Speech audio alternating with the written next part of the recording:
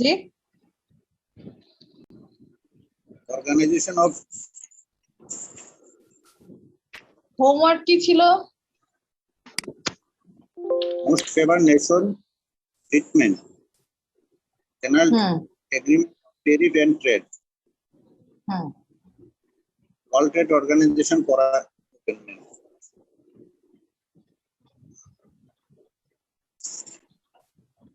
তাহলে দেন, এখন পড়াবেন।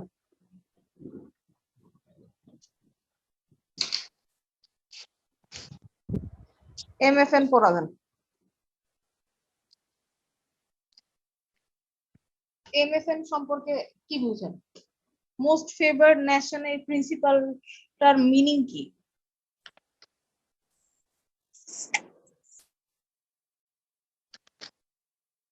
মনে আছে?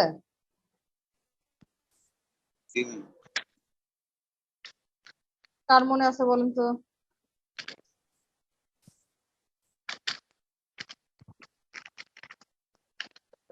কেউ পারবে না?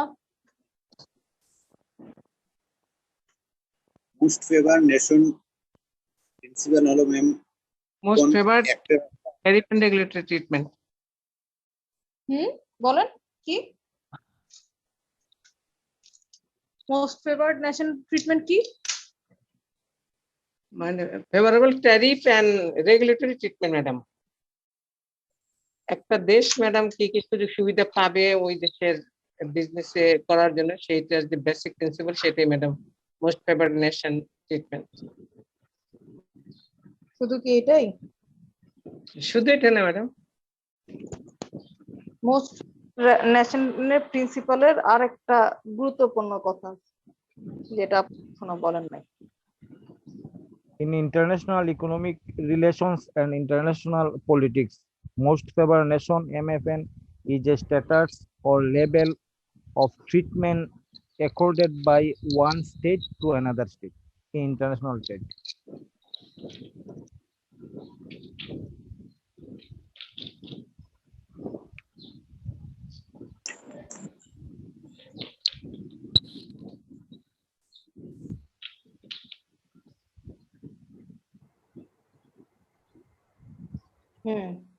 আবার বলেন। এটা ম্যাডাম হচ্ছে ইন ইন্টারন্যাশনাল ইকোনমিক রিলেশনস, অর্থনৈতিক সম্পর্ক, এন্ড ইন্টারন্যাশনাল পলিটিক্স, রাজনীতি, most favoured nation MFN is a status or level of treatment accorded by one state to another state in international trade. Equal treatment for all countries, ঠিক আছে? এটা আসলে এই যে implies favouritism toward another nation, এমন হয় না যে বন্ধু রাষ্ট্রের সাথেই শুধুমাত্র যখন MFN অর্থাৎ মোস্ট ফেভার্ড নেশন যখন কোনো রাষ্ট্র মেইনটেইন করে বিজনেস পলিসির ক্ষেত্রে, আমরা তো পড়ছি ইন্টারন্যাশনাল ট্রেড এর মানেই হচ্ছে কি receive equal trade advantage as the most favoured nation. হ্যাঁ, ইকুয়াল ট্রিটমেন্ট, এটাই হচ্ছে মেইন কথা। সোজা কথা মনে রাখবেন, equal treatment of all countries. আমার দেশেই মনে করেন যে আলু শুধু আমার দেশেই যে উৎপন্ন হয় তা কিন্তু না, অন্যান্য অনেক কান্ট্রিতেই আলু উৎপন্ন হয়। কিংবা যদি আমাকে কোনো কিছু ক্রয় করতে হয় ইন্ডিয়া থেকে যে ক্রয় করতে হবে এমন কিন্তু কোনো কথা নাই, ইন্ডিয়া বাদে অন্যান্য রাষ্ট্র থেকেও তো আমি ক্রয় করতে পারি। কিন্তু যেহেতু ইন্ডিয়ার সাথে আমাদের সম্পর্ক অনেক ভালো, তো আমরা সব ধরনের চুক্তি বলেন সবকিছু আমরা ইন্ডিয়ার সাথে করি। এইটাকে মোস্ট ফেভারড নেশন প্রিন্সিপাল বলা হয়, যেটাকে আসলে রাখা হয়েছে কেন, যে এই world trade organisation member countries যারা, তারা বলছে যে এখানে যদি প্রত্যেকটা রাষ্ট্রকে প্রিভিলেজ দিতে হয় তাহলে most favouritism toward another nation এই জিনিসটাকে বাদ দিতে হবে, এবং এখানে equal treatment of all countries, এটাই হচ্ছে মেইন কথা, যে এখানে সব রাষ্ট্রকেই সমান সুযোগ দিতে হবে। আর শুধুমাত্র যে দেশের সাথে সম্পর্ক ভালো তার সাথে যদি অর্থনৈতিক আদান প্রদান হয় তাহলে কিন্তু পুরা বিশ্বব্যাপী এই অর্থনৈতিক ভিতটা ধরে রাখা যাবে না। তো এটাকে আন্তর্জাতিক অর্থনৈতিক সম্পর্ক বলা হয়। কিংবা আন্তর্জাতিক রাজনীতিতে সর্বাধিক পছন্দের জাতি হলো আন্তর্জাতিক বাণিজ্যে এক রাষ্ট্রের দ্বারা অন্য রাষ্ট্র দ্বারা স্বীকৃত একটা স্ট্যাটাস বা স্তর। এখানে আমরা যদি বলি যে এখানে এই মোস্ট ফেভারড নেশন প্রিন্সিপাল যেটা, এর মাধ্যমে আসলে আন্তর্জাতিক বাণিজ্যে যেন এটার ইফেক্টটা না পড়ে, এটা একটা গুরুত্বপূর্ণ জায়গা, যে শুধুমাত্র মোস্ট ফেভার্ড ন্যাশনের প্রিন্সিপালটা যেন এস্টাবলিশ না হয়, মানে ফেভারিটিজমটাই যেন মেনটেন না করা হয়। আচ্ছা, এটা একটা গেল। আরেকটা কি পড়া দেওয়া ছিল? গ্যাপ পড়া দেওয়া ছিল। হুম, গ্যাটের মেইন প্রিন্সিপালটা কি, অর্থাৎ গ্যাট বলতে কি বোঝানো হয়, এটা আগে বলেন। What is গ্যাট?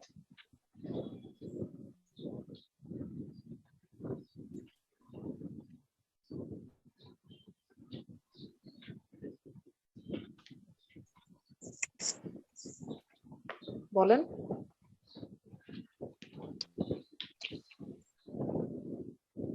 General Agreement, Tariff and Trades. General agreement on tariffs and trade. Tariffs অর্থ কি? Tax madam. Tariff should A general agreement on tariff and trade GATT is a legal agreement between many countries, বিভিন্ন দেশের মধ্যে, whose overall purpose was to promote international trade by reducing or eliminating trade barriers such as tariffs or costs. মানে যখন quotas. World trade organisation, যে সেটা হচ্ছে যে একটা দেশের সাথে আরেকটা বাণিজ্য যখন হইলে পরে যে ট্রানজাকশনের ক্ষেত্রে যে আচ্ছা, আমাকে বলেন, আগে গ্যাট আসছে নাকি ডাব্লিউটিও আগে এসেছে? আগে গেট আসছে, আর গেটই হচ্ছে ওয়ার্ল্ড ট্রেড অর্গানাইজেশনের সূত্রাগার। গেট যখন সৃষ্টি হয়েছে তখন মানুষের ব্যবসা বাণিজ্য পরিচালনার জন্য যখন শুরু হয়েছে, একটা পর্যায়ে যাইয়া গেটকে আবার কি করা হয়েছে, রিফরমেশন করে ওয়ার্ল্ড ট্রেড অর্গানাইজেশন করা হয়েছে। আচ্ছা, গ্যাটের মূল উদ্দেশ্যটা কি ছিল? একটা কমন প্রিন্সিপাল মেইনটেইন করা, হ্যাঁ, বিশ্বব্যাপী ব্যবসায় বাণিজ্যকে পরিচালনা করার জন্য। গ্যাটের এস্টাবলিশমেন্ট কত সালে বলেন? অক্টোবর 30, 1947। 1947 ম্যাডাম। 1947, 30 অক্টোবর 1947। তাহলে গ্যাটের মূল উদ্দেশ্যটাই ছিল যে মানে একটা এগ্রিমেন্ট, লিগ্যাল একটা এগ্রিমেন্ট বিটুইন মেনি কান্ট্রিজ, বিভিন্ন রাষ্ট্রের সাথে এগ্রিমেন্ট মেইনটেইন করা এবং টেরিফ এবং কোটের ব্যাপারে একই নীতিমালাকে এস্টাবলিশ করাই হচ্ছে গ্যাটের মূল উদ্দেশ্য। আর এই গ্যাটটাকে পরবর্তীতে রিফর্ম করে, আস্তে আস্তে রিফর্ম করেই পরবর্তীতে ডাব্লিউটিও আসছে, যেটা নাকি আমরা এখন যাব আস্তে আস্তে। আচ্ছা, প্রথম কথা হচ্ছে যে 1 জানুয়ারি 1995। আচ্ছা, এখন 1995 থেকে আমরা ডাব্লিউটিও শুরু করব, কিন্তু ওয়ার্ল্ড ট্রেড অর্গানাইজেশন গ্যাটের দ্বারা কি কি ডেভেলপমেন্ট হয়েছে সেটা বলতে পারবেন?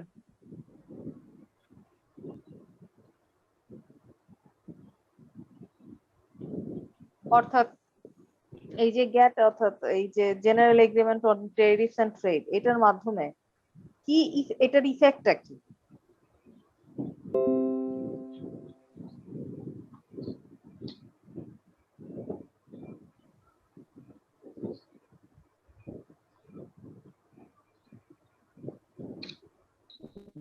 The average tariff level for the major GATT participants were about 22% in 1947. As a result of the first negotiation rounds, tariffs were reduced in the GATT. একটা দেশ থেকে আরেকটা দেশে যখন একটা পণ্য কি হয়, ট্রানজাকশন হওয়ার পরে এখানের মধ্যে একটা দেশ থেকে আরেকটা দেশে ঢোকার সময় কিছু শুল্ক ধার্য করা হয়। গেট হওয়ার কারণে এখানের মধ্যে রিডিউস করা হয়েছে, যে এই যে শুল্কটা, যে অতিরিক্ত শুল্কটা কমাইয়া একটা এভারেজ করা হয়েছে। এটা হচ্ছে গেটের একটা সুবিধা। এভারেজ করা হয়েছে, এটা একটা গুরুত্বপূর্ণ জায়গা, যে এভারেজ করে টেরিফটা, যেহেতু আমরা জানি যে বিভিন্ন রাষ্ট্রীয় আইন কিন্তু আলাদা আলাদা, যখনই একটা পণ্য আসুক না কেন তখন কিন্তু কি হচ্ছে, পুরো বিশ্বব্যাপী যদি ব্যবসা বাণিজ্য পরিচালনা করতে হয়, যখনই যেই রাষ্ট্রে পণ্য আদান প্রদান হোক না কেন, সেই ক্ষেত্রে কিন্তু যখনই কোনো এন্ট্রি হলো তখন সেই রাষ্ট্রের নীতিমালা অনুযায়ী পড়বে। আচ্ছা ঠিক আছে। এক- এখন একই সাথে ম্যাম তার দুইটা আইন ফলো করতে হয়, একটা হচ্ছে ইন্টারন্যাশনাল ল, একটা হচ্ছে যে হুম, দেশে ঢুকলো ওই দেশের ল। কিন্তু যে হ্যাঁ কোম্পানি মালটা ট্রানজেকশন করতেছে তার একই সাথে দুইটা আইন মানতে হয়, কারণ হচ্ছে যখন বাংলাদেশে ঢুকার আগে যখন ভূমধ্য সাগরে থাকে তখন সে আন্তর্জাতিক ল এর অধীন থাকে, আর যখন বাংলাদেশে ঢুকলো তখন ওই দেশের আইন অনুযায়ী যে শুল্ক সহ আরো অন্যান্য আইন সে মানতে বাধ্য হয়। হ্যাঁ, এখন এই ক্ষেত্রে দেখা যায় যে মানে যদি এক একটা দেশের এক এক রকম সমস্যা থাকে তাহলে এটা নিয়ে মেনটেন করতেও অনেক সমস্যা হয়ে যায়, তাই না? যে কারণেই বলছে যে ইয়া করতে, মানে একটা কমন প্রিন্সিপাল মেনটেন করতে, এটাই ছিল গ্যাটের একটা মূল পারপাস। আচ্ছা, আর্টিকেল, এই গ্যাটের যে কনসেপ্ট সেটা কোথা থেকে আসলো? আর্টিকেল 24 থেকে আসলো। আর্টিকেল 24 কিসের? EU suggests that Article 24 hmm,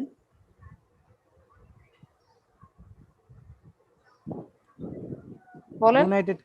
United Kingdom vote to withdraw from the European Union. Supporters of leaving the EU suggested that Article 24, paragraph 5b of the treaty could be used to maintain a standstill in trading conditions between the UK and the EU in the event of the UK leaving the EU without a trade deal, hence preventing the introduction of tariffs. According to proponents of this approach, it could be used to implement an interim agreement pending negotiation of a final agreement lasting up to 10 years.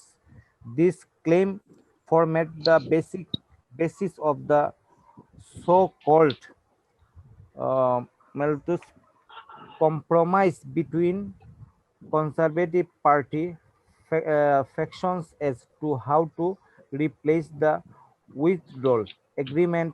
However, this plan was rejected by the Parliament. The claim that আচ্ছা, Article 24 might be used was also adopted by Boris Johnson during his 2019. কি বুঝলেন?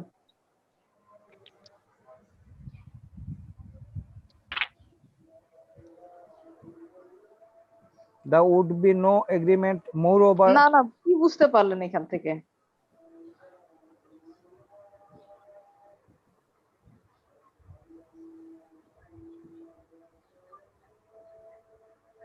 Article 24 এর মাধ্যমে marketing currency কি হয়েছে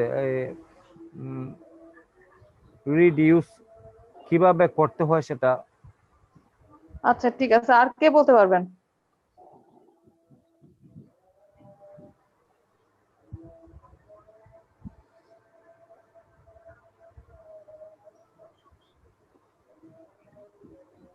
madam, প্রশ্নটা কি madam? Article 24 এর বিষয়টা জিজ্ঞাসা করছিলাম, যে এই যে গ্যাটের কনসেপ্টটা এটা কোথা থেকে আসলো? গ্যাটের কনসেপ্টটা তো basically madam most favourite nation status থেকেই গ্যাটের আইডিয়াটা আসছে। এটা তো ম্যাডাম যারা এই গ্যাটের মেম্বার হবে তারা মোস্ট ফেভারিট নেশনস এর বেসিক প্রিন্সিপাল গুলি ফলো করবে এবং একই সুযোগ সুবিধা ভোগ করবে, সেই বেসিস করে গ্যাট তৈরি করা হয়েছে এবং গ্লোবাল ট্রেডকে ইমপ্রুভ করার জন্যই মূলত এটা কাজ।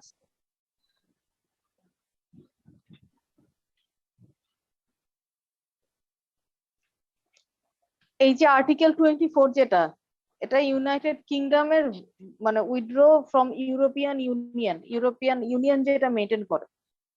European union suggest article 24 paragraph 5b।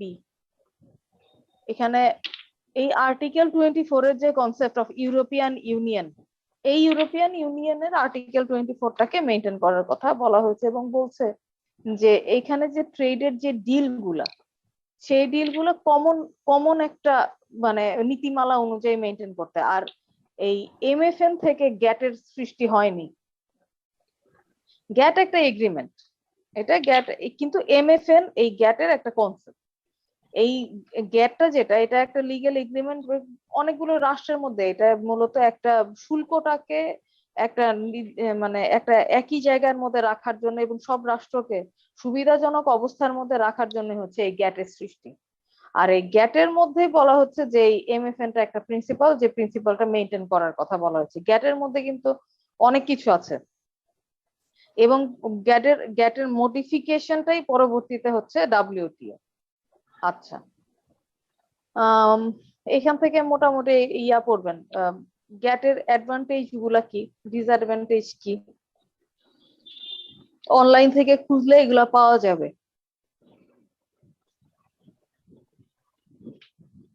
গ্যাটের history পড়বেন, তারপরে গ্যাট কেন ডাব্লিউটিও দ্বারা রিপ্লেস হয়েছে, গ্যাটের পারপাসটা কি, গ্যাটের মূল পারপাসটা আসলে কি। গ্যাটের মূল পারপাস হচ্ছে এটা তো মাল্টিল্যাটারাল এগ্রিমেন্ট ইন্টারন্যাশনাল ট্রেডের জন্য, এবং মেইন পারপাস হচ্ছে সাবস্টেন্সিয়াল রিডাকশন অফ টেরিফস, যে ইয়াটা শুল্ককে কমিয়ে কমিয়ে নিয়ে আসা, এবং আদার ট্রেড ব্যারিয়ার যেগুলো অন্যান্য যেগুলো ব্যবসায় নীতিমালা মেনটেন করার জন্য যে ধরনের ব্যারিয়ার গুলো আছে সেই ব্যারিয়ার গুলাকে এলিমিনেট করাইটাই হচ্ছে এই গ্যাটের মূল উদ্দেশ্য মূল ছিল। উদ্দেশ্য। এটা অ্যাডভান্টেজিয়াস ফর মানে মেনি কান্ট্রিজ যারা গ্যাটের সদস্য, এটা তাদের জন্য সুবিধাজনক। আর গ্যাটটা অ্যাবলিশ কেন হলো, তাহলে গ্যাটটা তো ভালোই ছিল, তাহলে কেন এটা অ্যাবলিশ করা হলো? গ্যাটটা আসলে স্বয়ংসম্পূর্ণভাবে এই মানে কার্যকারিতা রাখতে পারে নাই জন্যই, এবং বিভিন্ন রাষ্ট্র এই গ্যাট দ্বারা উপকারিতা পায়নি, এবং এই গ্যাটের এই এগ্রিমেন্টের উপরে কনফিডেন্স হারিয়ে যাওয়ার জন্য ডেভেলপিং কান্ট্রিজ গুলো পরবর্তীতে গ্যাটটাকে বাদ দিয়ে ডাব্লিউটিও নিয়ে আসছে। তো কতজন মেম্বার ছিল গ্যাটের বলেন তো দেখি। প্রথমে it was signed by 23 nations get 23টা nation নিয়ে এস্টাবলিশ হয়েছে। including Canada in 1947 and came into effect on 1 January 1948. It was refined over 8 rounds of negotiations, which led to the creation of the World Trade Organization, World WTO. আচ্ছা, তাহলে এখন WTO তে চলে যাই আস্তে আস্তে। ওয়ার্ল্ড ট্রেড অর্গানাইজেশন,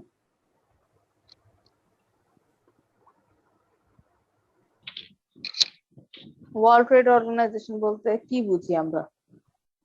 প্রথমেই তো এটা নিয়ে আলোচনা হলোই যে এটা হচ্ছে আসলে গ্যাটের একটা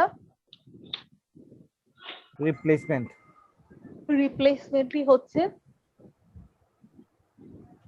ওয়ার্ল্ড ট্রেড অর্গানাইজেশন, অর্থাৎ গ্লোবাল যে ট্রেড, সেই ট্রেডটাকে মেনটেন করার জন্যই আরেকটা অর্গানাইজেশন পরবর্তীতে করা হয়েছে, আর একটু মডারেট করে, যেটাকে আমরা ওয়ার্ল্ড ট্রেড অর্গানাইজেশন অর্থাৎ ডাব্লিউটিও বলছি। তো এখানে গ্লোবাল রুলসটাকে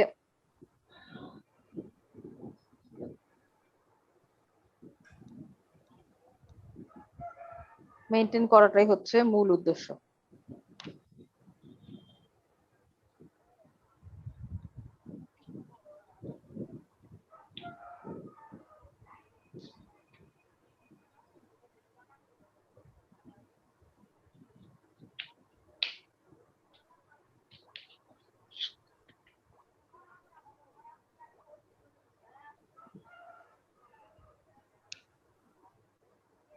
তাহলে এটার মেইন ফাংশনটা কি? ডাব্লিউটিও মেইন ফাংশন, কিংবা দেখবেন যে what are the functions of WTO, এটা দেখবেন। আর ওয়ার্ল্ড ট্রেড অর্গানাইজেশন হচ্ছে একটা global international organisation dealing with rules of trade between nations, বিভিন্ন রাষ্ট্রের মধ্যে ব্যবসা বাণিজ্য কিভাবে চলবে, ট্রেড কিভাবে সম্পন্ন হবে, সেটাই আসলে মূলত ডাব্লিউটিওর মূল উদ্দেশ্য।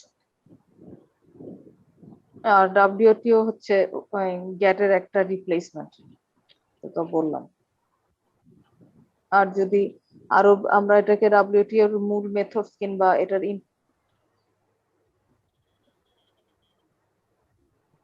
মধ্যে আর কি কি পাই আমরা? ডাব্লিউটিও আসলে global rules between trade of nations and main ফাংশনটাই হচ্ছে ট্রেড ফ্লোস টাকে মেনটেন করা smoothly, predictably and freely as possible, যতটুকু সম্ভব এটা পুরো বিশ্বব্যাপী ব্যবসায়িক কার্য পরিচালনা করাই হচ্ছে ডাব্লিউটিওর মূল উদ্দেশ্য।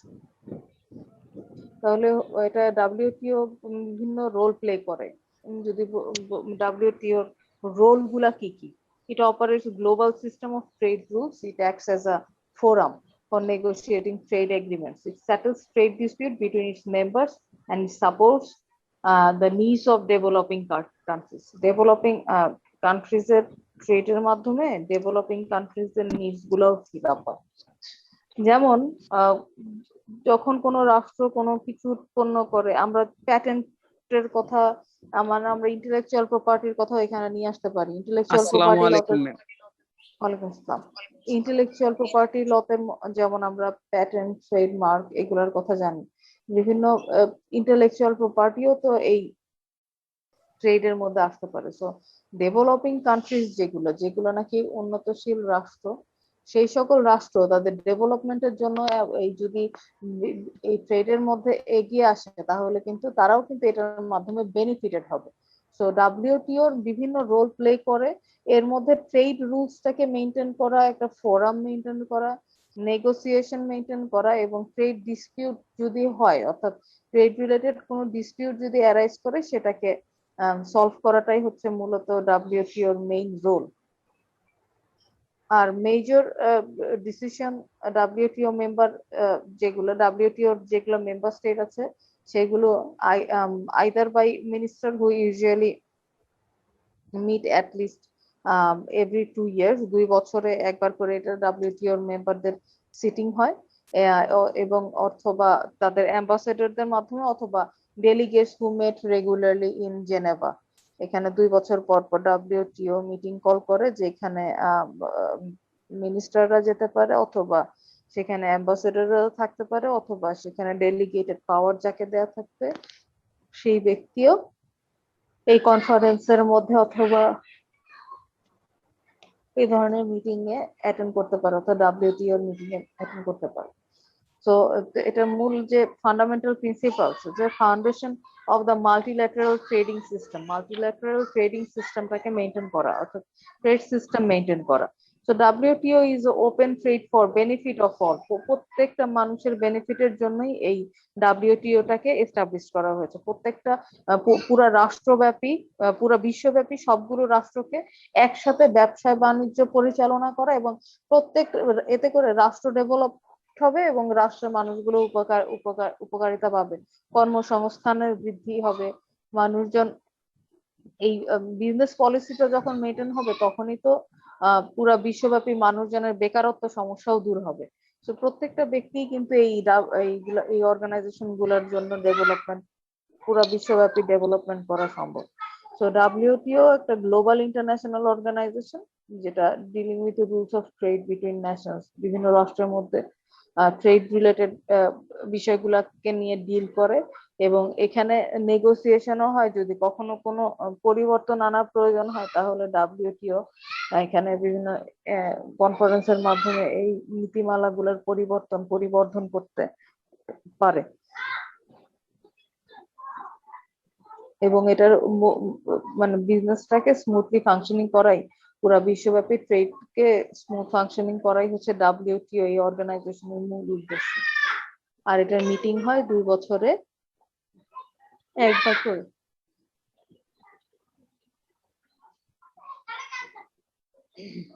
জেনেভাতে। হ্যাঁ, জেনেভাতে। জেনেভা কোথায়? সুইজারল্যান্ড।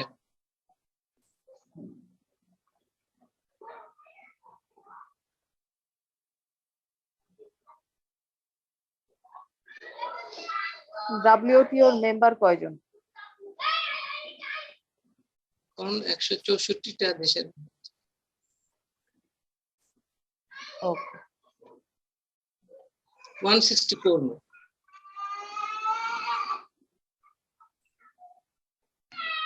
আচ্ছা, এই world trade organisation is an intergovernmental organisation, যেটার উদ্দেশ্য হচ্ছে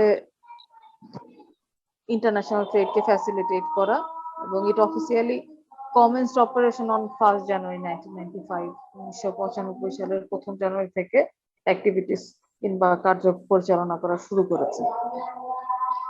আর এটা রিপ্লেস হচ্ছে general agreement on tariffs and trade. এর 164টা মেম্বার নিয়ে হচ্ছে ওয়ার্ল্ড ট্রেড অর্গানাইজেশনটা পরিচালিত হচ্ছে। আচ্ছা, এখান থেকে কি কি পড়বেন? ওয়ার্ল্ড ট্রেড অর্গানাইজেশনের মূল কনসেপ্টটা কি, পারপাস গুলো কি কি, তারপরে হচ্ছে অবজেক্ট, অবজেক্টিভস পড়বেন, যে পারপাস আর অবজেক্টিভস একই কথা। ইয়াতে গুগলে যে উইকিপিডিয়াতে গেলেই সবকিছু পেয়ে যাবেন। আর এটা হেডকোয়ার্টার জেনেভাতে, সুইজারল্যান্ডে। মিনিস্ট্রিয়াল একটা কনফারেন্স মানে হয়, যেটা 2 বছরে একবার করে হয় মেম্বার স্টেট গুলোর মধ্যে। আর হিস্ট্রি পড়বেন।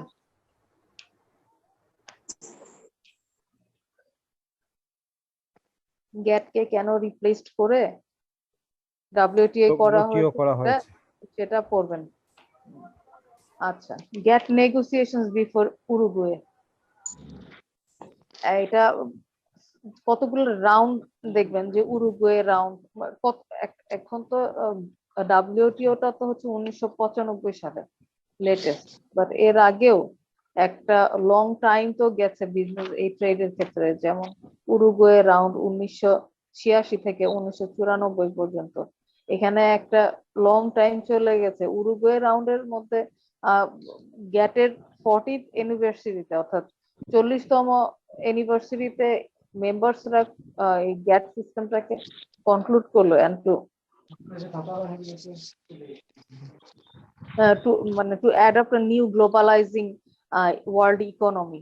এবং এই যে উরুগুয়ে রাউন্ডের মূল কনসেপ্ট, কিংবা যদি আমরা বলি উরুগুয়ে রাউন্ড আসলে কি, উরুগুয়ে রাউন্ড হচ্ছে 8th round of multilateral trade nations, MTN. যেমন এমএফএন আছে, সেরকম এমটিএন আরেকটা প্রিন্সিপালস, আরেকটা টার্ম, যেটা হচ্ছে multilateral trade negotiations. Multilateral trade negotiations বলতে বোঝানো হয় ইনিশিয়ালি নেগোসিয়েশন বিটুইন জেনারেল, এই যে মেম্বার স্টেট ছিল গ্যাটের, যে মেম্বার স্টেট গুলো, মেম্বার নেশন গুলো, conducted under auspices of GATT and aimed at reducing tariff and non-tariff trade barriers. এই যে ট্রেড ব্যারিয়ারটাকে মেইনটেইন করা, এইটার মধ্যে এই মাল্টিল্যাটারাল ট্রেড নেগোসিয়েশন, এই এমএফএন এমটিএন এটাও আরেকটা প্রিন্সিপাল, যেখানে ট্রেড নেগোসিয়েশনের কথা বলা হচ্ছে, যে ব্যবসা কার্য পরিচালনার ক্ষেত্রে negotiation between the state members of GATT, তারা যেন যে নেগোসিয়েশনটাকে মেইনটেইন করে এবং এই ব্যবসায় কার্য পরিচালনার ক্ষেত্রে ব্যারিয়ার গুলাকে মূলত রিডিউস করে দেওয়াটাই ছিল হচ্ছে মূল উদ্দেশ্য। এবং জেনেভা রাউন্ড 1947, পরবর্তীতে এনএসি রাউন্ড 1995, এই যে রাউন্ড, এই রাউন্ড গুলো আসলে কি, এগুলা বিভিন্ন প্রিন্সিপালস কে এস্টাবলিশ করেছে, বিভিন্ন সময় বিভিন্ন নীতিমালা নিয়ে আলোচনা করে। এগুলা ইন্টারন্যাশনাল ল হচ্ছে এমন একটা আইন যেটাকে আসলে অ্যাপ্লিকেবিলিটির দিক থেকে আমরা দেখি যে যেগুলা হচ্ছে খুবই শক্তিশালী রাষ্ট্র, তাদেরই মানে ভূমিকা সবচেয়ে বেশি থাকে। তারা যেভাবে করে ইন্টারন্যাশনাল লকে প্রয়োগ করতে চায়, তারা সাধারণত সেভাবেই প্রয়োগ করে। এটা আসলে আমরা বলবো যে ইন্টারন্যাশনাল ট্রেডে বলেন, ইন্টারন্যাশনাল হিউম্যানিটেরিয়ান লই বলেন, এগুলা ইন্টারন্যাশনাল ল, যেটা public international law, private international law, দেখা যায় যে এক কেসের সাথে আরেক কেসের রেফারেন্স মিলে না, কেসের সাথে কেসের রেফারেন্স আলাদা আলাদা হয়ে যায়। সাধারণত যেগুলা খুব শক্তিশালী রাষ্ট্র তাদের বিষয়টা অন্যরকম, আর যেগুলো দুর্বল রাষ্ট্র তাদের জায়গা আরেক রকম। তো যখন নাকি কোনো ডিসিশন মেকিং এর বিষয় চলে আসে, তখন দেখা যায় যে উন্নত বিশ্বগুলো যে ডিসিশন দেয় সেটা অনুযায়ী পরিচালিত হয়। তো এইগুলো তো সব ডিসিশনই বিভিন্ন কনফারেন্সের মাধ্যমে আমরা পাই, কনফারেন্সের মাধ্যমে এগুলো আসছে, কনফারেন্সের মাধ্যমে এগুলো ডেভেলপমেন্ট হয়ে আসছে। তো এইগুলোর মধ্যে এই উরুগুয়ে রাউন্ড, যেটা 1986 থেকে 1994 সাল পর্যন্ত, আহ, এখানে কি কি আসছে, মূলত এখানে কয়েকটা পার্ট নিয়ে এই উরুগুয়ে রাউন্ড, যে এগ্রিমেন্ট এস্টাবলিশিং দ্য ডাব্লিউটিও, তারপর multilateral agreement on trade in goods, different goods নিয়ে, অর্থাৎ ট্রেড রিলেটেড যে এগ্রিমেন্ট সেটা কিভাবে করবে, অথবা তারপর হচ্ছে general agreement on trade in service, ট্রেডের ক্ষেত্রে জেনারেল এগ্রিমেন্ট গুলো কেমন হবে, agreement on trade related aspects of intellectual property rights, intellectual property rights এর ক্ষেত্রে, অর্থাৎ ইন্টেলেকচুয়াল প্রপার্টির ক্ষেত্রে সেই প্রপার্টি রাইট গুলোকে কিভাবে এস্টাবলিশ করা সম্ভব, এবং কোনোভাবে যদি এটা ইন্টারন্যাশনাল ট্রেডের আওতায় নিয়ে আসা হয় তাহলে সেটাকে কিভাবে ফুলফিল করবে। আর ডিসপিউট সেটেলমেন্ট, বিভিন্ন রাষ্ট্রের মধ্যে যখন ট্রেড হবে তখন যদি কোনো ধরনের ডিসপিউট অ্যারাইজ করে তাহলে সেটা সেটেলমেন্ট কিভাবে করবে, reviews of government trade policies, government trade policy maintain করা। সো এই ডাব্লিউটিও যেটা principal relating to tariff ceiling binding, the Uruguay round has been successful in increasing binding committees by both developed and developing countries, as may be seen in the percentage of tariff bound before or after 1986 to 1994 talks. ওখানে একটা নির্দিষ্ট সময় ধরে যে টেরিফের যে মানে একটা নির্দিষ্ট জায়গা ধরে রাখা এই উরুগুয়ে রাউন্ডের মাধ্যমে সেটা সম্ভব হয়েছে, যে কারণে উরুগুয়ে রাউন্ড বিভিন্ন ভাবে তো এই প্রত্যেকটা টার্ম পার করে তারপরে ডাব্লিউটিও বর্তমানে চলছে। ডাব্লিউটিও হয়তো কোনো এক সময় এটার ইফেক্টিভনেস হারিয়ে যেতে পারে, যেমন যখনই দেখা যাবে যে ডাব্লিউটিও আর সেভাবে করে কার্য পরিচালনা করতে পারছে না। যদি আমরা বলি যে ওয়ার্ল্ড ট্রেডের ক্ষেত্রে ক্রিটিসিজম অফ ডাব্লিউটিওর ক্রিটিসিজমই যদি আমরা বলি, তাহলে এই ওয়ার্ল্ড ট্রেড অর্গানাইজেশন তো 1995 সাল থেকে কার্য পরিচালনা করা শুরু করেছে। এটা ইন্টারন্যাশনালি এটা মানে প্রত্যেকটা রাষ্ট্রের মধ্যে কতটুকু আন্তর্জাতিক বাণিজ্যকে মেনটেন করতে পারছে। আসলে লার্জেস্ট ইন্টারন্যাশনাল ইকোনমিক অর্গানাইজেশন, আসলে আমরা যেটা দেখি যে আসলে কি ওয়ার্ল্ড ট্রেড অর্গানাইজেশন কি গ্যাটের চেয়ে খুব ভালো ভূমিকা পালন করতে পারছেন না। কিছু প্রিন্সিপাল যেগুলো নাকি রাখার কথা ছিল কিংবা রিডিউস করার কথা ছিল সেগুলো কিন্তু একইভাবে রয়ে গেছে, যেমন international monetary fund IMF and the world bank, এখানেও কিন্তু গুরুত্বপূর্ণ একটা জায়গা, অর্থাৎ ইন্টারন্যাশনাল ইকোনমিক অর্গানাইজেশন যেগুলো আছে সেই অর্গানাইজেশন গুলো সঠিকভাবে কার্য পরিচালনা করতে ব্যর্থ হচ্ছে, এবং strong influence over trading rules and agreements, আমরা যেটা দেখি যে মানে পুরো বিশ্বব্যাপী এই ট্রেডিং রুলস এগ্রিমেন্টস এর মধ্যে এখন পর্যন্ত এই যে আইনের মধ্যে কিংবা ওয়ার্ল্ড ট্রেড অর্গানাইজেশন এই যে অর্গানাইজেশনের যে বিভিন্ন ভালো কথাবার্তা সেই দিকগুলো আসলে কতটুকু এস্টাবলিশ হচ্ছে। WTO policy aim to balance tariffs and other forms of economic protection. এটার মূল উদ্দেশ্য হচ্ছে যে শুল্কটাকে একটা ব্যালেন্সিং জায়গায় রাখা এবং ইকোনমিক প্রোটেকশন, ট্রেড লিবারালাইজেশনের ক্ষেত্রে অথবা ট্রেড লিবারালাইজেশন পলিসিকে মেনটেন করার জন্য একটা ইকোনমিক প্রোটেকশন মেনটেন করা। তো ইকোনমিক প্রোটেকশন কি দিতে পারছে কিনা, অনেক সময় দেখা যায় যে যাদের স্ট্রং ভয়েস তারা যেটা বলে সেটাই সাধারণত হয়, আর ডেভেলপিং কান্ট্রিজ এর কথাবার্তা সেরকম একটা মানে অ্যাক্টিভ ভূমিকা পালন করে না। তো সেই ক্ষেত্রে আমরা দেখি যে হ্যালো, এখন হ্যাঁ বলেন।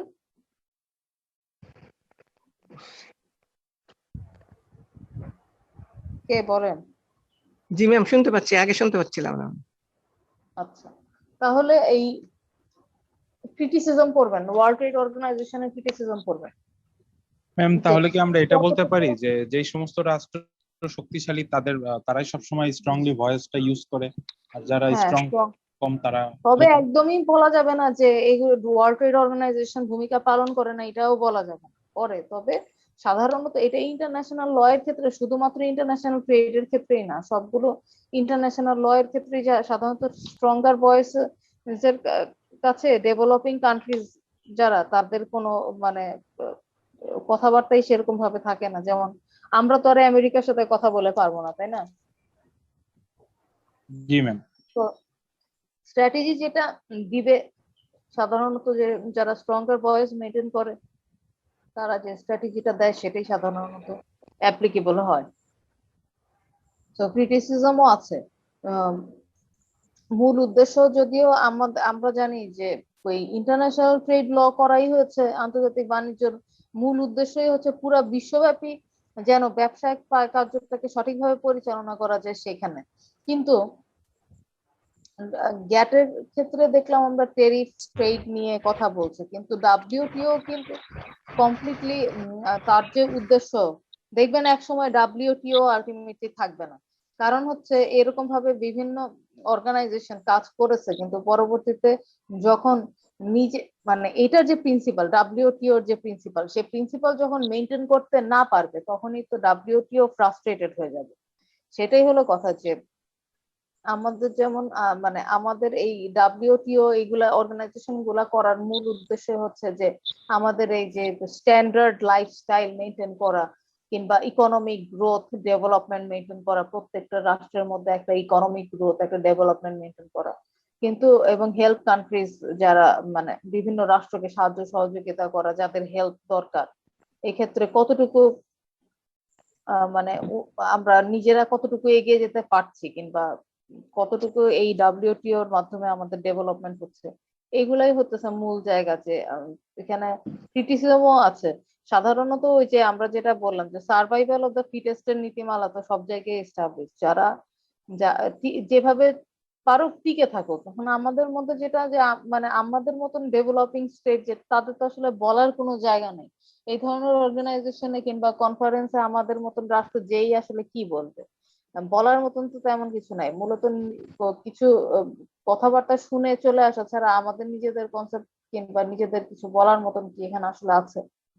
তো মূলত এই যে ট্রেড ফ্লো যেটা, সেটাকে স্মুথ ফাংশনিং করা, কতটুকু স্মুথ ফাংশনিং হচ্ছে? এখনো কি মোস্ট ফেভার্ড নেশন প্রিন্সিপাল কে এলিমিনেট করা সম্ভব হয়েছে, অথবা লিমিট করা সম্ভব হয়েছে কি? অথবা ইনফ্যান্ট ইন্ডাস্ট্রি আর্গুমেন্ট, অথবা ন্যাশনাল ট্রিটমেন্ট যে পলিসি, এই পলিসিগুলো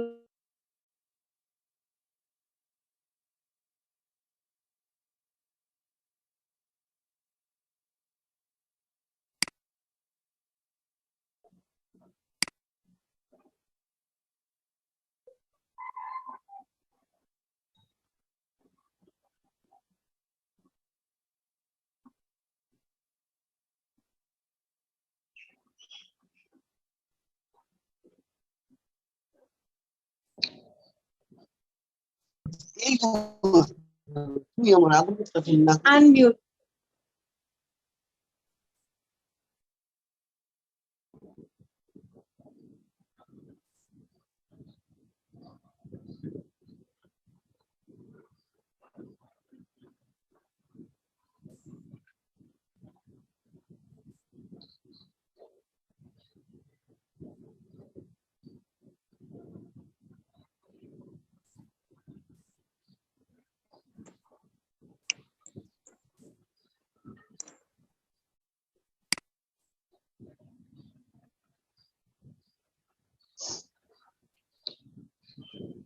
আচ্ছা শোনা যাচ্ছে তো না?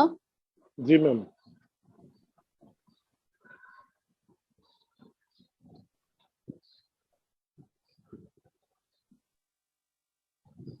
Criticism of world trade organization করবেন। আচ্ছা, আপনাদের এই অ্যাসাইনমেন্টের ডেট কি দেওয়া হয়েছে? না ম্যাম। জি না ma'am.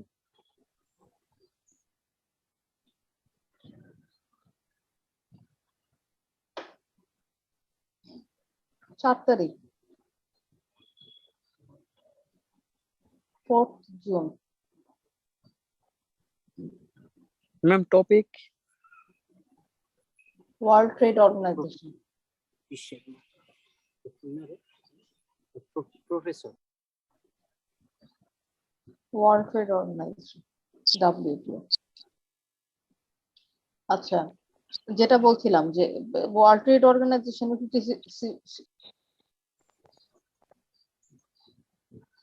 G ma'am.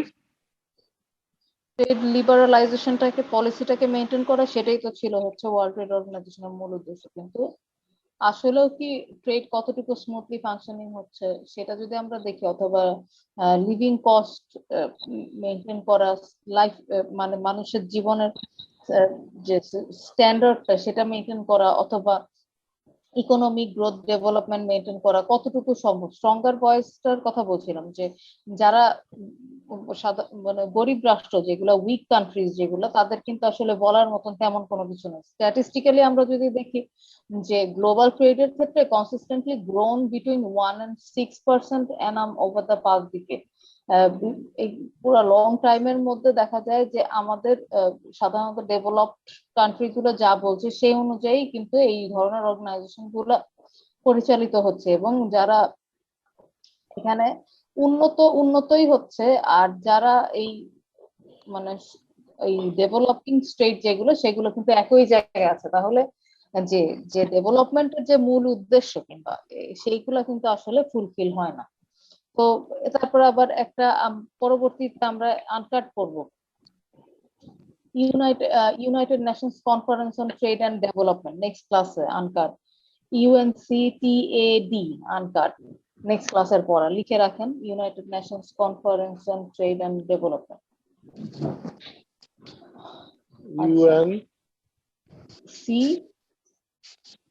UNCTAD uncut.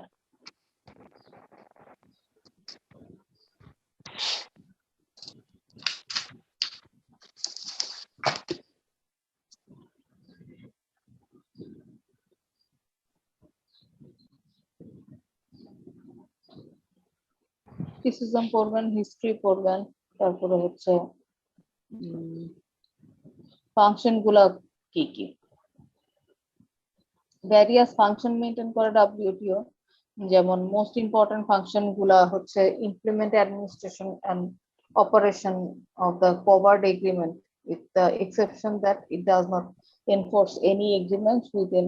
When China came into the WTO in December 2001, এখানে অ্যাডমিনিস্ট্রেশন, ইমপ্লিমেন্টেশন, অপারেশন মানে বিভিন্ন সম্মতিতে এই জিনিসগুলোকে মেনটেন করা। তারপর হচ্ছে ফোরাম, ডিসপিউট সেটেলমেন্টের ক্ষেত্রে ফোরাম মেনটেন করা। ফোরাম কোথায় মেনটেন করবে? জেনেভাতে বলা হচ্ছে যে কোনো ধরনের ডিসপিউট সেটেলমেন্টের বিষয় যদি আসে আরবিট্রেশনের মাধ্যমে সমস্যার সমাধান করবে। এবং WTO ডিউটি হচ্ছে রিভিউ করা develop country, list develop countries এবং লো ইনকাম কান্ট্রিজ যেগুলো, তাদের সাথে মানে তাদেরকে এই ব্যবসার দিকে এগিয়ে নিয়ে আসা। এমন অনেক রাষ্ট্র আছে যারা এতই লো ইনকামের কান্ট্রি কিংবা এতই গরিব রাষ্ট্র, যেমন আমরা যদি বলি গরিব রাষ্ট্রের নাম বলেন তো দেখি। Myanmar, Uganda, Kenya, Sudan. এগুলা হচ্ছে গরিব, এগুলা সব গরিব রাষ্ট্র। এই গরিব রাষ্ট্রগুলাকে কিন্তু ট্রেডের দিকে বিভিন্ন ভাবে এগিয়ে নিয়ে আসার চেষ্টা করা, এগুলো এই WTO একটা উদ্দেশ্য, এদেরকে কোঅপারেট করা, ট্রেনিং করানো। So WTO shall facilitate the implementation, administration and operation of the objectives of this agreement and multilateral trade agreements, and shall also provide the framework of the implementation, administration and operation of the multilateral trade agreement বলতে কি বোঝানো হয়? এই যে MTA, multilateral trade agreement, অর্থাৎ multilateral অনেকগুলো যে নীতিমালাকে maintain করে যে ট্রেড এগ্রিমেন্ট, সেটাকে বলা হয় হচ্ছে মাল্টিল্যাটারাল ট্রেড এগ্রিমেন্ট, এটাকে মেনটেন করা।